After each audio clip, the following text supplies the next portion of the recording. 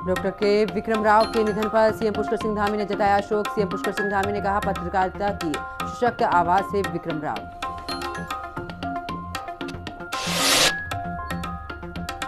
देहरादून में civil defence को लेकर मुख्य सचिव आनंद वर्धन ने की बैठक। देहरादून के साथ दूसरे जिलों में भी होगा सिविल डिफेंस का विस्तार। सीएम आनंद वर्धन ने कहा कि उत्तराखंड सामरिक दृष्टि से संवेदनशील। देहरादून में कैबिनेट मंत्री गणेश जोशी ने मसूरी विधानसभा क्षेत्र के पदाधिकारी और कार्यकारिणी सदस्यों के साथ बैठक की। सभी को नए दायित्व की बधाई दी। मंत्री गणेश जोशी ने कहा, बीजेपी कार्यकर्ता आधारित पार्टी है। नैनीताल में वन विभाग और नगर पालिका ने लगाए अपने नए टैक्स टैरिफ प्लान और पार्किंग को लेकर भी हाईकोर्ट में सुनवाई। सरकार को रखना है कोर्ट में अपना पक्ष।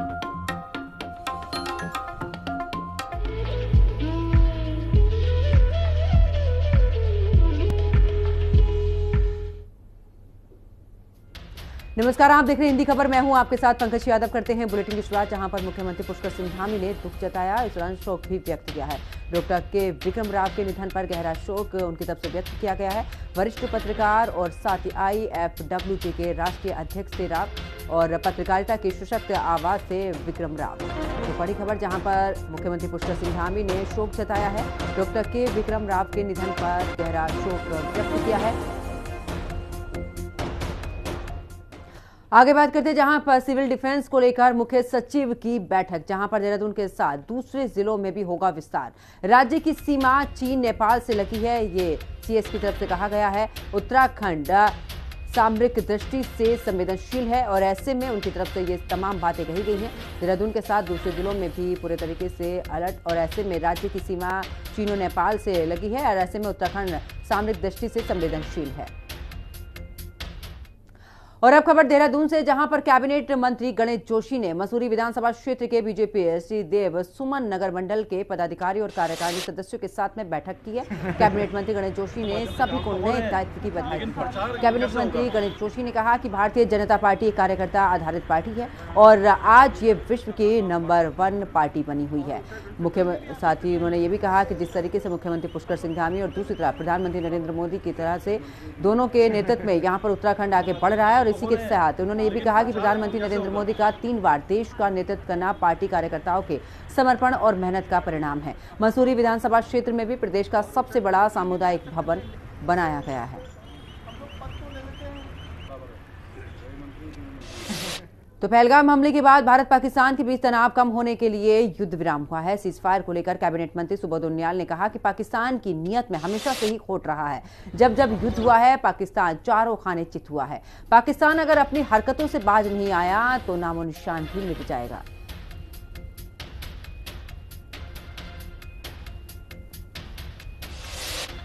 आगे बात करते हैं, जहां पर उत्तराखंड के वन क्षेत्रों में हुए अवैध कब्जों पर कार्रवाई लगातार जारी है। धर्मस्थल के नाम पर किए जा रहे अतिक्रमण को ध्वस्त किया जा रहा है। जहां अवैध कब्जे किए गए उनको भी मुक्त कराने का काम चल रहा है और साथ ही वन मंत्री सुबोध उनियाल ने यह भी कहा कि सैकड़ों हेक्टेयर जमीन को मुक्त करा लिया गया है। कुछ जगहों पर अभी भी अतिक्रमण है, जहां पर कहीं ना कहीं राजनीतिक संरक्षण है और ऐसे में लगातार कार्रवाई हो रही है। पिछले 3 वर्षों में आपने देखा कि सैकड़ों हेक्टेयर जमीन को हमने मुक्त कराने का काम किया, चाहे उसमें कोई धार्मिक अतिक्रमण रहा हो, चाहे उसमें कुछ वासियों के द्वारा कब्जा रहा हो, उनको अतिक्रमण करने को हटाने का काम किया। और ये एक संदेश भी गया कि अब वन भूमि पर अतिक्रमण करना आसान नहीं है, सरकार तत्काल कार्रवाई करेगी और इसलिए इसके बेहतर परिणाम निकले और अब वन भूमि में अतिक्रमण की घटनाएं भी कम हो रही है। और कुछ जगह पर है जहाँ पर कहीं ना कहीं राजनीतिक संरक्षण है। ऐसे राजनीतिक संरक्षण को भी हम लोग डिफ्यूज करने का प्रयास कर रहे हैं ताकि भविष्य में इस तरह की हरकतें ना हो सके। और आगे बात करते हैं, जहां पर रामनगर में कांग्रेस कार्यालय पर कब्जे को लेकर राजनीतिक दौरान बवाल तेज हो गया है। जहां पर कांग्रेस ऑफिस में विवाद के बाद में कांग्रेस प्रदेश अध्यक्ष करण माहरा भी रामनगर पहुंचे। यहां पर करण माहरा ने कहा कि पुलिस प्रशासन की मिली भगत के बिना किसी की हिम्मत नहीं है कि कोई इस तरह के बाद भी इस दौरान बीच बाजार में पार्टी कार्यालय पर कब्जा कर ले। उधर नेता प्रतिपक्ष यशपाल आर्य ने भी गुंडागर्दी इसको करार दिया है। उनका कहना है कि इस तरह की घटनाएं समाज के लिए घातक है।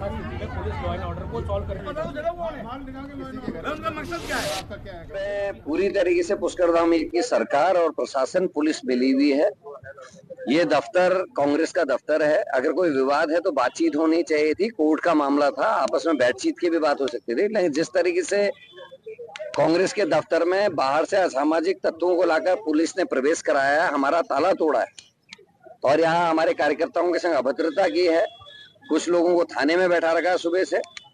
और मैं ये भी जानना चाहता हूँ, पूरी कांग्रेस के लोग ये जानना चाहते हैं जो अंदर लोग बैठे हैं, ये कौन है, कौन से प्रदेश के रहने वाले हैं, इनका कोई आपराधिक रिकॉर्ड तो नहीं है। ये बात प्रशासन को खुलकर बतानी पड़ेगी।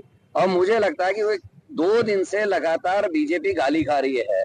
लोग अपने सोशल मीडिया में सीज फायर को लेके बात कर रहे हैं, इंदिरा गांधी जिंदाबाद कह रहे हैं, पुरानी और नई बातों को याद कर रहे हैं। अमित शाह के पुराने वीडियोस जो हैं सदन के, उनको ला रहे हैं कि जब वो कह रहे हैं कि साहब अगर एक दिन बाद सीज फायर होता तो आज पीओके हमारा होता। अब वो उनके लिए बूमरैंग हो रहा है। तो अब मामले को उत्तराखंड में दबाने के लिए ये घटना घटित कराई गई है पुलिस ने जानबूझ के। सरेआम बाजार में सुबह के 9 बजे कुछ अवांछनीय तत्व, असामाजिक तत्व कहेंगे उन्हें, वो आकर कांग्रेस दफ्तर का ताला तोड़ देते हैं, घुसपैठ कर लेते हैं। अभी भी अंदर मौजूद हैं। प्रशासन कोई कार्रवाई नहीं कर रहा है। आखिर हमारा स्पष्ट रूप से कहना है कि वो लोग कौन है। क्या उनका वेरिफिकेशन नहीं होना चाहिए? क्या उनकी जांच नहीं होनी चाहिए? क्या वो लोग कौन है इस बात का परीक्षण नहीं होना चाहिए? पोस्ट ऑफिस के बगल में भूमि के लिए 2 पक्षों के बीच में आपसी विवाद हो गया था, जो दोनों पक्षों का आपसी मध्य विवाद है और इसमें इन दोनों पक्षों के द्वारा पुलिस में तहरीर दे दी गई है। इसकी जांच की जा रही है, पुलिस के द्वारा अग्रिम कार्रवाई की जाएगी। चलिए आगे बात करते हैं, जहां पर उत्तराखंड सरकार ने मदरसों के बच्चों को मुख्यधारा से जोड़ने के लिए नई पहल की है। अब राज्य में वक्फ बोर्ड में पंजीकृत मदरसों में जो उत्तराखंड बोर्ड का पाठ्यक्रम है उसे लागू किया जाएगा। उत्तराखंड वक्फ बोर्ड अध्यक्ष शादाब शम्स के भी मुताबिक सभी मदरसा संचालकों को इस संबंध में आदेश भी जारी कर दिए गए हैं। वहीं कांग्रेस ने इस फैसले को संविधान के खिलाफ बताया है। इस रिपोर्ट में देखिए।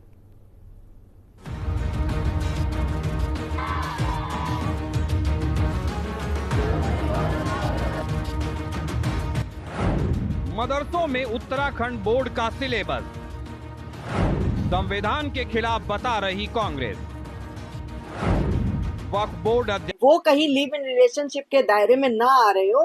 देखा जा सकता है कि कांग्रेस पार्टी के बड़े से बड़े कद्दावर नेता जो ये मानते हैं अपनी तरफ से, चाहे वो हरीश धामी जी हो, चाहे हरीश रावत ही क्यों ना हो, चाहे करण माराई जी क्यों ना हो, सब इन दायरों में आते हैं निश्चित तौर पर। तभी इनको ज्यादा ही ज्यादा पेट में मरोड़ पैदा हो रहा है। इस किस्म का वाहियात और ओछा बयान भाजपा की प्रवक्ता ही दे सकती है। पार्टी के और प्रदेश के इतने वरिष्ठ नेता जो राज्य के मुख्यमंत्री रहे हों, प्रदेश के एक नेता जो पार्टी के प्रदेश अध्यक्ष हों, पार्टी के एक विधायक, उनके बारे में उनका नाम लेकर के जिस प्रकार का बहुत ही घटिया तरीके का बयान भाजपा के एक प्रवक्ता ने दिया है, मुझे उनकी बुद्धि पे भी तरस आता है, उनके संस्कारों पे भी तरस आता है। और भाजपा को सोचना चाहिए, अगर हम महेंद्र भट्ट जी के बारे में, अगर हम धामी जी के बारे में, पुष्कर सिंह धामी जी के बारे में, अगर हम निशंक जी के बारे में, अगर हम इनके प्रदेश के तमाम वरिष्ठ नेताओं के बारे में इस प्रकार की ऊंची बात करेंगे तो अच्छा लगेगा क्या? मैं समझता हूँ हम कभी ऐसी बात नहीं करते और हमेशा मर्यादाओं का पालन करना चाहिए। बहुत घटिया स्तर पे और बहुत ही घटिया तरीके की बात भाजपा की प्रवक्ता ने करा है। उधर उत्तराखंड में यूसीसी लागू होने के बाद से ही लिव इन रिलेशनशिप का विरोध जो है वो नजर आने लगा है और कांग्रेस के नेताओं ने यूसीसी में लिव इन के प्रावधान को लेकर लगातार सरकार का विरोध किया है। यूसीसी में लिव इन को लेकर उत्तराखंड बीजेपी के प्रदेश प्रवक्ता हनी पाठक ने कहा कि जिस तरह कांग्रेस और उनके नेताओं ने लगातार यूसीसी में लिव इन का विरोध किया जा रहा है और इन नेताओं की जैसी बौखलाहट है, उससे तो ऐसे ही लगता है कि कांग्रेस के नेता लिव इन के दायरे में आते हैं। वहीं इस पर पलटवार करते हुए उत्तराखंड कांग्रेस के प्रदेश महामंत्री नवीन जोशी ने कहा कि लिव इन कभी बर्दाश्त नहीं करेंगे। भारतीय जनता पार्टी के नेता और उनके प्रवक्ता क्या बयान दे रहे, किस प्रकार इस प्रदेश को किस दिशा में लेके जाना चाह रहे हैं, ये भारतीय जनता पार्टी के नेता जानते हैं। ये देवभूमि है, कोई भी नहीं चाहेगा कि उनकी बेटी रिलेशन में कहीं किसी के शादी से पहले रहे। और ये भारतीय जनता पार्टी के नेता ये बताएं कि अपने परिवार के लोगों को ये मान्यता देंगे, ये उनको रहने देंगे। ये तो कभी भी 15 दिन का आप नोटिस दे दीजिए, उसके बाद छोड़ दीजिए, दूसरे के साथ चले जाइए। इस प्रकार का जो ये इन्होंने नियम बनाया है बिल्कुल भी स्वीकार योग्य नहीं है। और जो ये आरोप लगा रहे हैं कि कांग्रेस के नेता लिव इन को बढ़ावा दे रहे हैं, भारतीय जनता पार्टी के नेताओं की लंबी लिस्ट है। अगर एक साइड से मैं बोलना चाहूंगा तो एक शाम तक हो जाएगी कि इनके नेता लिव इन में कितने लोग ये रहे हैं। ये लिव इन को बढ़ावा दे रहे हैं। देवभूमि उत्तराखंड की जो संस्कृति है इसको बिल्कुल भी परमिशन नहीं देती। कि कोई भी व्यक्ति अगर लिव इन रिलेशनशिप में रहता है तो उसको अपने माँ बाप की अनुमति और निकटतम पुलिस थाने की अनुमति पूरे तरीके से लेनी होगी, जिससे जो महिलाओं के साथ जो अपराध होते हैं, जो कुकृत्य होता है, मानवीय ढंग से उनकी लाशें बोरे और उसमें अटैचियों में पाई जाती हैं, तो ये सब चीजों में निश्चित तौर पर रोक लगेगी। और जिस प्रकार से कांग्रेस लगातार लिव इन रिलेशनशिप को लेकर एकदम पलटवार हो रही है, उससे यह देखा जा सकता है कि उनको वो कहीं लिव इन रिलेशनशिप के दायरे में ना आ रहे हो। देखा जा सकता है कि कांग्रेस पार्टी के बड़े से बड़े कद्दावर नेता जो ये मानते हैं अपनी तरफ से, चाहे वो हरीश धामी जी हो, चाहे हरीश रावत ही क्यों ना हो, चाहे करण माराई जी क्यों ना हो, सब इन दायरों में आते हैं निश्चित तौर पर। तभी इनको ज्यादा ही ज्यादा पेट में मरोड़ पैदा हो रहा है। उधर राजधानी देहरादून में जाम की समस्या से लोग काफी परेशान हैं। मुख्यमंत्री पुष्कर सिंह धामी ने कहा था कि जाम की समस्या से निपटने के लिए आने वाले 25 साल की चुनौतियों को देखते हुए एक प्लान तैयार किया जा रहा है। कांग्रेस प्रवक्ता शिषपाल सिंह बिस्क ने कहा कि शहर को जाम से मुक्त करने के लिए सरकार कई घोषणाएं कर चुकी है। भविष्य की 25 साल की योजनाओं पर सरकार काम कर रही है, लेकिन पिछली जो योजनाएं हैं उस पर सरकार बात नहीं कर रही।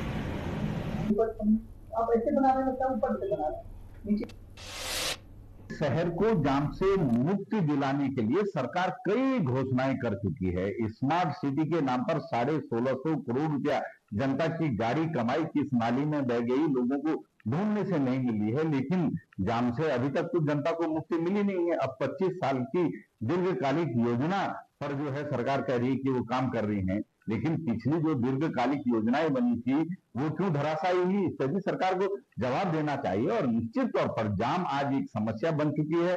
जो है तमाम जो सैलानी राजधानी देहरादून में आते हैं या अन्य लोग आते हैं, वो कहते हैं ये कैसी राजधानी है, क्योंकि जहां पर 10 मिनट में पहुंचा जा सकता है वहां 2-2 घंटे जाम में लोग जो है। और चलिए खबरों में आगे बात करते हैं, जहां पर बड़कोट में हुई है बारिश और ओलावृष्टि। जहां पर बारिश और ओले से फसलें जो हैं वो नुकसान उन्हें हुआ है, बागवानी सब्जियों को भारी नुकसान हुआ है, किसान मुआवजे की कर रहे हैं मांग। तो बड़ी खबर आपको बता रहे हैं, जहां पर बड़कोट में बारिश और ओलावृष्टि हुई है और साथ ही बारिश और ओले की वजह से फसलों को नुकसान हुआ है, जिसमें से जो बागवानी की फसलें हैं, सब्जियों को भी भारी नुकसान हुआ है। किसान मुआवजे की अब मांग कर रही हैं। तो बड़ी खबर बड़कोट से, जहां पर बारिश और ओलावृष्टि की वजह से एक भारी नुकसान किसानों को, और बारिश और ओले से फसलों को नुकसान हुआ है, जिस वजह से बागवानी और सब्जी की जो खेती है उसे भारी नुकसान हुआ है। किसान अब मुआवजे की मांग कर रहे हैं। तो बड़ी खबर बड़कोट से, जहां पर बारिश और ओलावृष्टि की वजह से किसानों की फसल को नुकसान पहुंचा है। तो बागवानी और सब्जी की जो फसल है फिलहाल उसे भारी नुकसान इस बारिश की वजह से हुआ है। चलिए खबर में बात करते हैं रुड़की की, जहां पर पुलिस एनकाउंटर में गौ तस्कर को लगी है गोली और घायल बदमाश को अस्पताल में भर्ती कराया गया है। 2 फरार बदमाशों की तलाश में भी पुलिस जुटी है। चेकिंग के दौरान पुलिस पर फायरिंग का आरोप भी है। पिरान कलियर इलाके में ये एनकाउंटर हुआ है। तो बड़ी खबर, जहां पर घायल बदमाश को अस्पताल में भर्ती कराया है। फिलहाल 2 फरार बदमाशों की तलाश में भी पुलिस जुटी हुई है। तो चेकिंग के दौरान पुलिस पर फायरिंग का आरोप और पिरान कलियर इलाके में ये एनकाउंटर हुआ है।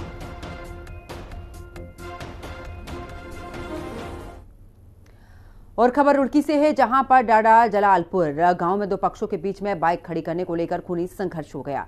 दोनों पक्षों के कई लोग गंभीर रूप से घायल हुए हैं। पुलिस ने गांव में फ्लैग मार्च निकाला। एसपी देहात शेखर चंद सियाल ने कहा कि कुछ बच्चों के बीच मामूली बात को लेकर झगड़ा हो गया। फिलहाल गांव में शांति कायम है। तहरीर मिलने पर आगे की कार्रवाई की जाएगी।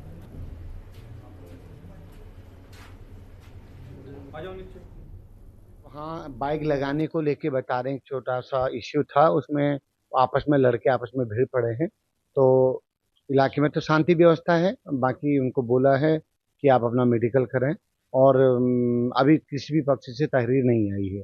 आपस के नोन हैं, परिचित हैं, बस एक छोटे से मामले को लेकर झगड़ा बता। आगे बात करते हैं रुड़की की, जहां पर गंग नहर कोतवाली इलाके में 2 युवकों की दबंगई सामने आई है। 2 युवक बीच सड़क पर एक युवक को पीटते हुए नजर आए हैं। युवक को जमकर लाठी डंडों से पीटा गया है। मारपीट की घटना के बाद दोनों युवक मौके से फरार हो गए हैं। पीड़ित युवक के परिजनों ने मामले में पुलिस को तहरीर दी है। फिलहाल पुलिस मामले की जांच पड़ताल में जुट गई है।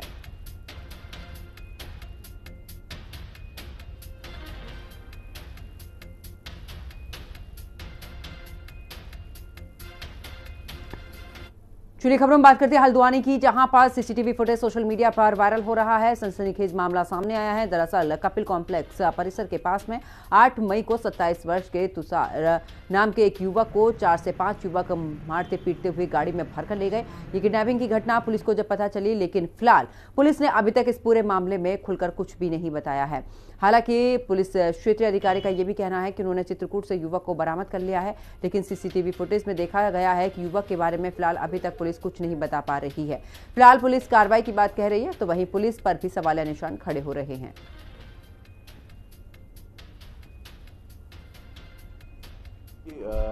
कुछ दिन पूर्व कपिल कॉम्प्लेक्स के पास से एक लड़के की किडनैपिंग की सूचना आई थी। इसमें कुछ लेन देन संबंधी मामला अभी तक जो आया है संज्ञान में, इसमें जो व्यक्ति है उसकी रिकवरी कर ली गई है चित्रकूट से, लेकिन अन्य जो इसमें अभियुक्त हैं उनके लिए दबिश दी जा रही है। बहुत जल्द उनकी अरेस्टिंग कर ली जाएगी। देखिए, जैसा कि मैंने कहा, बहुत ज़्यादा डिटेल्स तो मैं शेयर नहीं कर सकता। यहीं के रहने वाले लोग थे और लेन देन संबंधी कुछ तकरार को लेके ये इस तरीके की कुछ वाकया हुआ है। और चलिए आगे बात करते हैं, जहां पर उत्तराखंड मंडी परिषद के अध्यक्ष ने नेता प्रतिपक्ष यशपाल आर्य से उनके प्राधिकरण में भ्रष्टाचार के आरोप को खारिज कर दिया है। वहीं महिला उद्यमिता विकास की अध्यक्ष ने भी इसे बेबुनियादी और बौखलाहट का प्रतीक बताया। उन्होंने कहा कि अगर यशपाल आर्य के पास में भ्रष्टाचार से जुड़ा कोई ठोस प्रमाण है तो वो तुरंत मुख्यमंत्री को बताएं, सरकार उस पर तुरंत कार्रवाई करेगी।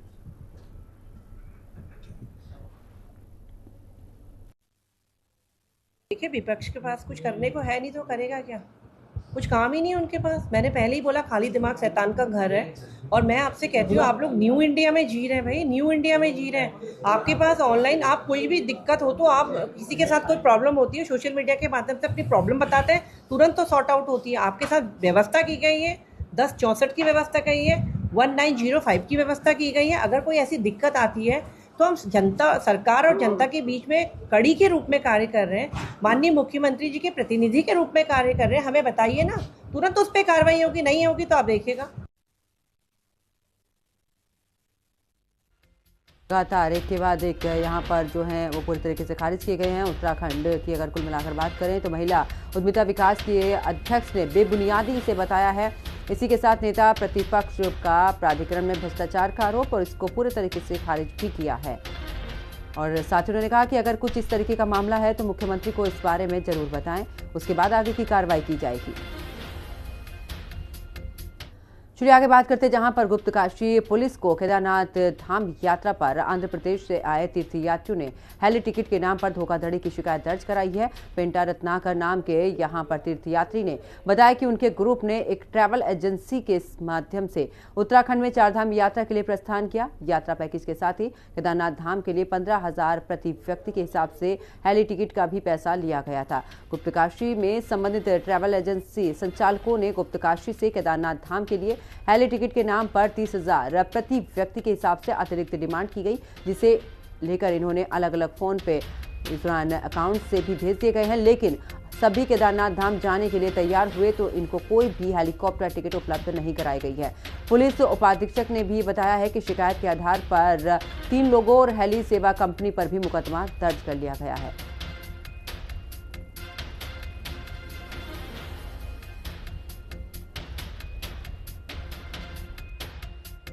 आज थाना गुप्तकाशी में आंध्र प्रदेश से आए एक व्यक्ति के द्वारा शिकायत दर्ज कराई गई कि ट्रैवल एजेंसी के लोगों द्वारा हेलीकॉप्टर टिकट के नाम पर उनसे टूर में पैसे लिए गए। इसके बावजूद अतिरिक्त पैसे की डिमांड भी की गई और टिकट नहीं दिलवाया गया। तो उनकी शिकायत के आधार पर थाना गुप्तकाशी में 3 नामजद व्यक्तियों और अज्ञात हेली कंपनी के विरुद्ध सुसंगत भारतीय न्याय संहिता के सुसंगत धाराओं में अभियोग पंजीकृत कराया गया। उत्तर प्रदेश में 30 अप्रैल से चारधाम यात्रा गतिमान है। चारधाम यात्रा के प्रति लोगों में भारी उत्साह देखने को मिल रहा है। बड़ी संख्या में श्रद्धालु दर्शन के लिए चारों धाम पहुंच रहे हैं। बता दें कि मात्र 12 दिन में अभी तक चारों धाम में करीब 5.5 लाख से अधिक तीर्थयात्री दर्शन कर चुके हैं, जिसको लेकर बीजेपी प्रदेश प्रवक्ता हनी पाठक का कहना है कि धामी सरकार द्वारा जो व्यवस्थाएं चारधाम यात्रा में की गई है, उससे सभी श्रद्धालु को अच्छी व्यवस्था मिल रही है। कि जिस प्रकार से प्रथम पखवाड़े में ही 5.5 लाख से ज्यादा श्रद्धालु यहाँ पर दर्शन कर चुके हैं और 27 लाख से ज्यादा का आंकड़ा रजिस्ट्रेशन का पार हो चुका है, वह यह दर्शाता है कि आने वाले श्रद्धालुओं के तीर्थयात्रियों की जो सुख सुविधाएं यहाँ पर करी जा रही है वो पूरी तरीके से सही है। अच्छे भोजन की व्यवस्था, पानी की व्यवस्था और जो तीर्थयात्री हमारे यहाँ पर आएंगे उनके लिए अच्छे शौचालय की व्यवस्था, ये पूरी तरीके से धरातल पर दिखाई दे रही है और तीर्थयात्री यहाँ पर आकर काफी खुश नजर आ रहे हैं। और स्वयं हमारे मुख्यमंत्री श्री पुष्कर सिंह धामी जी भी यात्राओं को लेकर लगातार फीडबैक ले रहे हैं और जो लोग औचक निरीक्षण कर रहे हैं, यात्रियों की सुख सुविधाओं का ध्यान रख रहे हैं, वो सब चीजें यह दर्शाती है। और ये आंकड़ा मेन तौर पे ये आंकड़ा यह दर्शाता है कि चारों धाम में जो हमारी यात्रा चल रही है वो पूरी तरीके से सुचारू रूप से चल रही है और आने वाले श्रद्धालु ये यात्रा से पूरी तरीके से संतुष्ट और खुश नजर आ रहे हैं। तो जिला मुख्यालय नई टिहरी में अपर पुलिस अधीक्षक JR जोशी ने smart and intelligent command and control centre का औचक निरीक्षण किया। अपर पुलिस अधीक्षक ने यहां पर लगे सभी 48 कमरों का भौतिक निरीक्षण किया है और ड्यूटीरत कर्मचारियों को जरूरी दिशा निर्देश भी उनकी तरफ से दिए गए हैं। उन्होंने कहा कि यातायात के नियमों का उल्लंघन पाए जाने पर कार्रवाई के लिए तत्काल कोतवाली नई टिहरी को सूचित किया जाए। साथ ही दोपहिया वाहनों पर भी ट्रिपलिंग और हेलमेट नहीं पहनने वालों का चालान को लेकर भी कार्रवाई की जाए। और खबरों में आगे बात करते हैं, जहां पर उधम सिंह नगर की किच्छा नगर पालिका में भी ठेकेदार द्वारा किए जा रहे उत्पीड़न के विरोध में सफाई कर्मचारी अनिश्चितकालीन कार्य बहिष्कार पर चले गए हैं। सफाई कर्मचारी संघ जिला अध्यक्ष विनोद कुमार के नेतृत्व में सफाई कर्मचारी राजीव गांधी कम्युनिटी हॉल में धरने पर बैठे। आउटसोर्सेस कर्मचारी का उत्पीड़न करने का आरोप भी लगाते हुए जमकर यहां पर नारेबाजी भी की गई। सफाई कर्मचारियों का आरोप है कि ठेकेदार द्वारा कर्मचारियों का PF, वेतनमान और मेडिकल संबंधी कोई भी काम समय पर नहीं किया जा रहा है।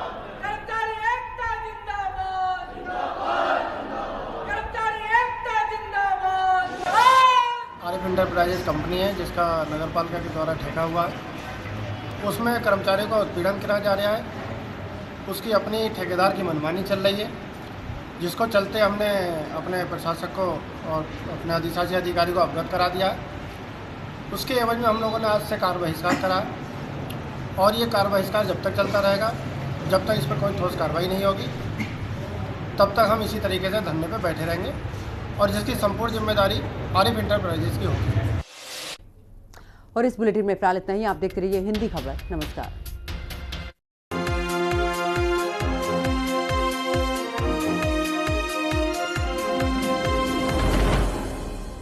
हिंदुस्तान का ग्रोथ इंजन बने